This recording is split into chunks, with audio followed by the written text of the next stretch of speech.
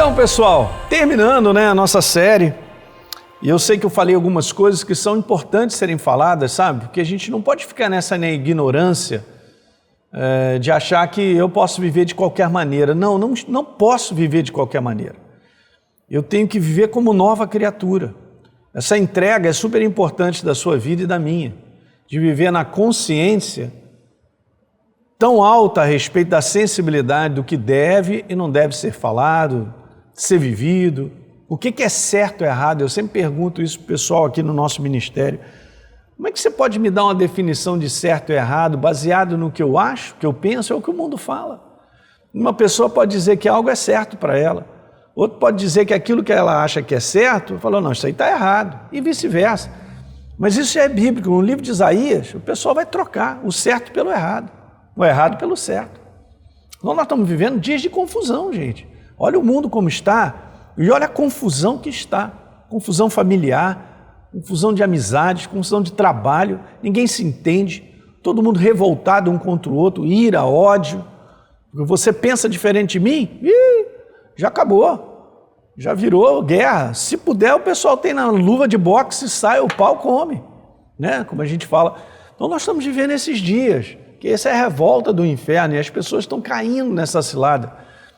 E nós, que somos novas criaturas, cara, não podemos cair nessa cilada. Eu sempre digo aqui no nosso ministério, gente, o que Deus tem a dizer é o verdadeiro, é o certo, porque Ele é a verdade. Não, mas eu penso diferente. Cara, mas se você pensa diferente e não está em linha com a palavra, você só tem que fazer duas coisas. Ou você segue o que você pensa, vai quebrar, ou você se entrega e se arrepende e fica com o que Deus tem a dizer. Isaías capítulo 55, Deus fala, eu que sei que pensamentos, meus pensamentos são mais altos que o seu, cara. Está falando lá que se converta, ao Senhor. Conversão é mudança, cara, mudança de mentalidade. Então eu não posso achar que o meu pensamento é correto se ele não estiver em linha com a palavra.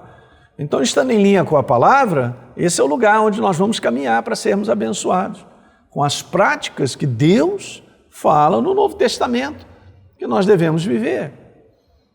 Eu vou deixar para você ler em casa, lê o capítulo 4 de Efésios, lê o capítulo 5. Está escrito lá, nós somos agora da luz, no capítulo 5. Nós não somos das trevas, nós somos filhos da luz. Então as práticas do filho da luz tem que ser outra daquela que eu tinha quando eu era filho das trevas. Eu era filho das trevas. Eu fui transformado pelo sangue de Jesus. Ok? Morreu, aquele velho homem morreu. Romanos fala sobre isso. Então a gente está falando sobre alguns motivos que Deus requer do seu povo a santificação, a separação para uma finalidade. A gente já viu o primeiro, e a gente falou amplamente aí no vídeo passado, e a gente vai terminar com os outros dois. E o segundo é esse aí, ó. Deus requer do seu povo a santificação, por quê? Porque é através do processo de santificação que o amadurecimento espiritual se estabelece. Quando você realmente se encaixa no processo de caminhar na verdade, fazendo da verdade o seu estilo de viver, você vai crescer e você vai amadurecer. Não há amadurecimento ouvindo apenas mensagem. Não há amadurecimento apenas estando na igreja. Eu conheço gente que está na igreja há 20 anos. Conhece tudo quanto é pastor, tem tudo quanto é CD, não tem mais CD, agora é Spotify. Então está lá, assiste o Spotify lá, de tudo quanto é não sei o que, mensagem, sabe o nome, acompanha, dá like, aquilo outro, mas se não viver a verdade, não cresce. Então, eu conheço a verdade, não vivo a verdade, nada acontece, não tem a caminhada da maturidade. O processo de santificação, que é um processo de aperfeiçoamento, é um processo que acontece à medida que eu ouço a verdade e ponho ela em prática. Aí ela vai fazendo parte de quem eu sou, vou sendo transformado e eu vou para a maturidade. Então, santificação, dá uma olhada, dá uma lida aí comigo, é a única via que leva ao amadurecimento.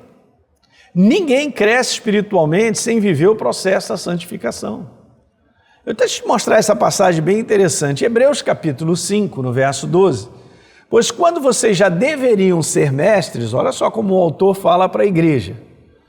Beleza, levando em conta o tempo decorrido, vocês têm novamente necessidade de alguém que lhes ensine quais são os princípios elementares dos oráculos de Deus.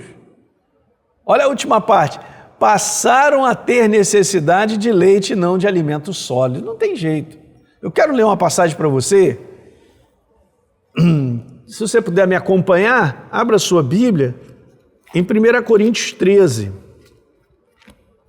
E o apóstolo Paulo, ele diz lá no verso 11, olha que legal. Ele diz assim, 13, 11. Quando eu era menino, eu falava como menino, sentia como menino, pensava como menino. Quando cheguei a ser homem, desisti das coisas próprias de menino. Claro, por quê? Porque ele agora não pensa mais como um menino. Ok? Mudou. A mentalidade dele mudou. A partir do momento que você vai vivendo a verdade, a mentalidade da verdade vai fazendo parte de quem você é. Você se fortalece, você acaba sendo governado pela mentalidade de Deus e isso promove crescimento, maturidade. Então eu deixo de ser criança, infantil na fé. Quando a gente é infantil na fé, a gente encontra Jesus, a gente é muito infantil na nossa maneira de viver, porque a nossa mentalidade não está renovada ainda na palavra. É natural uma criança fazer besteira, assim como espiritualmente isso acontece. Mas a partir do momento que você vai colocando por consciência em prática a verdade, você vai crescendo, vai sendo aperfeiçoado até entrar numa maturidade. Então, o autor ao livro aos Hebreus olhou para a igreja e falou, cara, mas pelo tempo decorrido vocês já podiam estar maduros, cara. Eu ia alimentar vocês com alimento sólido, mas vejo que eu não estou podendo. Olha só o verso número 13. Ora, todo aquele que se alimenta de leite é inexperiente na palavra da justiça, porque é criança, ó. É inexperiente na palavra da justiça. Não é uma questão de ter Bíblia, né? Ou ler a Bíblia, é uma questão de prática. Quer ver? Verso número 13. Mas o alimento sólido é para os adultos, ó. Para aqueles que pela prática têm as suas faculdades exercitadas para discernir não somente o bem, mas também o mal. Sem prática da verdade não há crescimento espiritual. Você quer uma jornada cristã vitoriosa? Esse é o nosso lema, né? Levando você uma jornada cristã ou uma vida cristã vitoriosa. E não existe jornada cristã vitoriosa se não houver prática da palavra diante do momento onde eu tenho consciência que eu preciso fazer o que Deus está pedindo. Eu preciso perdoar, eu preciso andar a segunda milha, calar minha boca, me humilhar, tomar uma atitude com base no que Deus está pedindo. Se não houver isso, não há jornada cristã vitoriosa. É assim que funciona. É a mesma coisa, como eu acabei de dizer no último vídeo, de que Deus pediu para Josué só isso. Cara, você só tenha um cuidado de meditar na minha palavra, de ficar firme com ela, e você colocar em prática que em tudo que você fizer será bem sucedido. Olha o Salmo número 1, fala também sobre ser bem sucedido. Olha Tiago, que diz que sem a prática da verdade não seremos bem sucedidos. Eu quero ler essa passagem porque ela é importante, gente. Tudo que a gente quer no final dessa história é ser bem sucedido. Mas ser bem sucedido não cai no nosso colo. Não é um pedido de uma oração. Tiago diz assim, de maneira bem clara, mas aquele que considera atentamente na lei perfeita, lei da liberdade, nela persevera, não sendo ouvinte negligente, mas operoso praticante, esse será bem-aventurado no que realizar.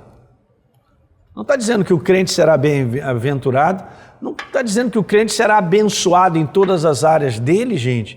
Tem uma qualificação, que volto a te dizer que é esse conteúdo de prática.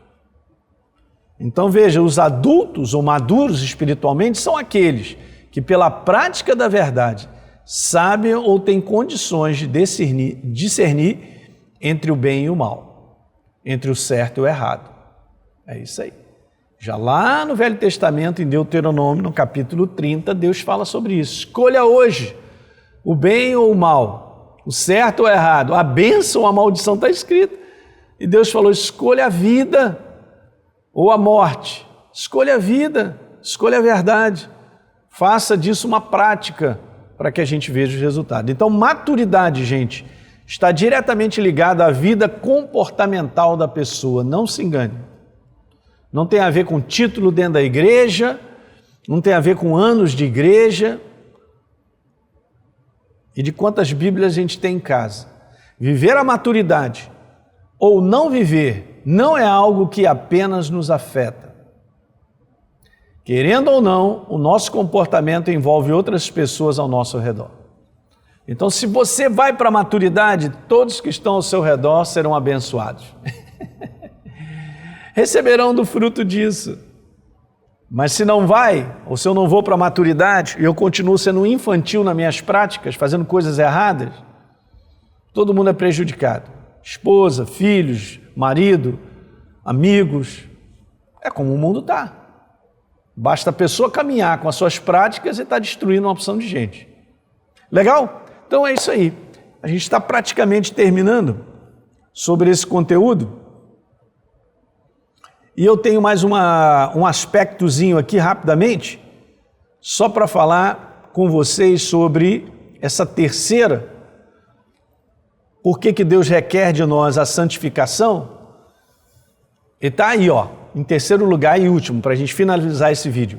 Porque sem viver a santificação não conseguiremos resistir ao inimigo. E aqui o texto, gente, é de Josué capítulo 7, verso 5, quando acontece alguma coisa, que eles desobedecem uma ordem de Deus, quando eles enfrentam a primeira cidade, que era Jericó. Eles enfrentam lá e Deus falou para deu uma ordem bem clara para que eles não tomassem nada da cidade. E alguém resolveu tomar algo da cidade. E aí, eles entraram na próxima cidade para o combate e apanharam feio. É o que está escrito aí em Josué 7, verso número 5. Os homens dali mataram uns 36 deles, do povo de Deus, e perseguiram os outros e tal. Caramba, desastre. Aí Josué 7:11. Israel pecou. O que significa? Israel fez o que Deus falou para não fazer. Quebraram a minha aliança, aquilo que eu lhes havia ordenado, pois tomaram das coisas condenadas. Furtaram, mentiram e até debaixo da sua bagagem puseram. Olha o verso 12. Por isso os filhos de Israel não puderam resistir aos seus inimigos. Se não eliminarem do meio de vocês a coisa roubada. Você entende, gente, que a legalidade que nós temos e a força de nós avançarmos está na nossa prática. Não deis lugar ao diabo. Quando Paulo fala isso em Efésios, ele estava falando sobre o comportamento, porque ele diz, aquele que roubava, que era velha criatura, não roube mais, como nova. Aquele que mentia, não minta mais, como nova criatura. E aí um pouquinho à frente está escrito aí, não deis lugar ao diabo. Ele está falando não dá lugar ao diabo como? No nosso procedimento, gente. As nossas práticas dão legalidade ao inferno de nos quebrar, se estivermos debaixo das práticas erradas. A prática da velha criatura. Não, isso não tenha dúvida, gente. Você entende? Aqui é só uma amostra para te dizer, Deus ia dar vitória para eles naquela cidade, mas tem coisa contaminada. Olha o verso 13. Levante-se, santifique o povo e diga, santifiquem-se para amanhã, porque assim diz o Senhor, Deus de Israel. Há coisas condenadas no meio de vocês, ó Israel. Vocês não poderão resistir aos seus inimigos, enquanto não eliminarem do meio de vocês as coisas condenadas. Tem coisas na vida do crente e pode ser resolvida rapidinho quando ele se arrepender e parar de fazer práticas que são condenadas pela própria palavra, gente. Pastor Hélio, sou legalista e tal. Cara, olha só. Meu Deus do céu. Conversa com Jesus, então. É bom a gente conversar com Jesus e ver se realmente o que a gente está fazendo é de acordo com a palavra dele, porque vai incomodar o nosso coração, não tenha dúvida. Se você mantém o teu espírito sensível, no momento em que você errar, e eu também, eu já sei, me arrependo, eu me entrego a ele e falo, Senhor, eu me arrependo, eu te peço perdão e tal, beleza. E a gente muda. Arrependimento, gente, é o segredo de botar a gente no prumo, de botar a gente no caminho onde Deus vai nos abençoar. Mas não tem como viver. Não tem mesmo. vivendo de maneira condenada por práticas que não fazem parte mais da nova criatura? Ei, eu não poderei resistir ao inimigo. Eu vou repetir bem claro isso, gente. Eu não poderei resistir ao inimigo. Estou na mão dele, ele está me quebrando. E não tem esse negócio, Satanás, sai no nome de Jesus. Não tem, o que vai fechar é a prática. É quando eu fechar a porta da prática. Eu me arrepender. Arrependimento fecha as portas de legalidade para o inferno. Vou repetir, arrependimento genuíno, que faz com que eu e você mudemos o nosso comportamento, fecha as portas de legalidade para o inimigo. É só o que eu tenho para te falar. Medite nisso e pense.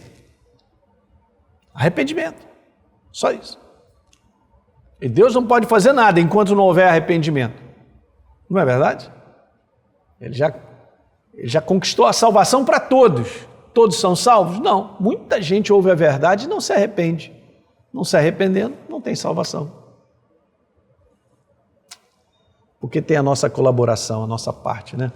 Então é muito importante. Vencer o inimigo não é uma questão de só colocar em prática o meu direito, é preciso também colocar em prática o meu dever.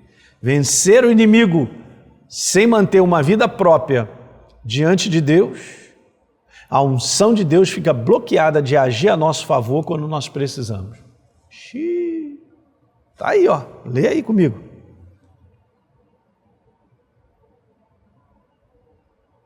É isso aí. Legal, pessoal? Então esse é o meu coração, passando para vocês e ensinando a nós caminharmos da maneira própria. É muito maravilhoso. Tá, agora me lembrando de João, ele dizendo que os mandamentos de Deus não são penosos. Olha só que legal, gente. É isso aí. Vamos andar com Ele. Vamos caminhar na Sua palavra. Vamos nos arrepender de coisas. Vamos sair do pedestal do orgulho, da mentira, do roubo, de tantas coisas, do falso, do esquisito, que ninguém sabe, do adultério, da fornicação. Tem que sair ontem. Ontem, porque eu estou com portas de legalidade e o inferno está me quebrando. O que Deus requer de mim é viver como nova criatura. Aí sim, queridos, eu vou te falar. Você ativa continuamente as bênçãos de Deus, as oportunidades, situações miraculosas acontecendo, te favorecendo ao extremo, para você ver o quanto Deus ele tem. E o desejo dele é esse, nos abençoar tremendamente, construir a nossa vida sobre a face da terra. Legal? Então um grande abraço para vocês, compartilhe aí com os amigos e a gente se vê numa próxima série. Grande abraço. Tchau, tchau.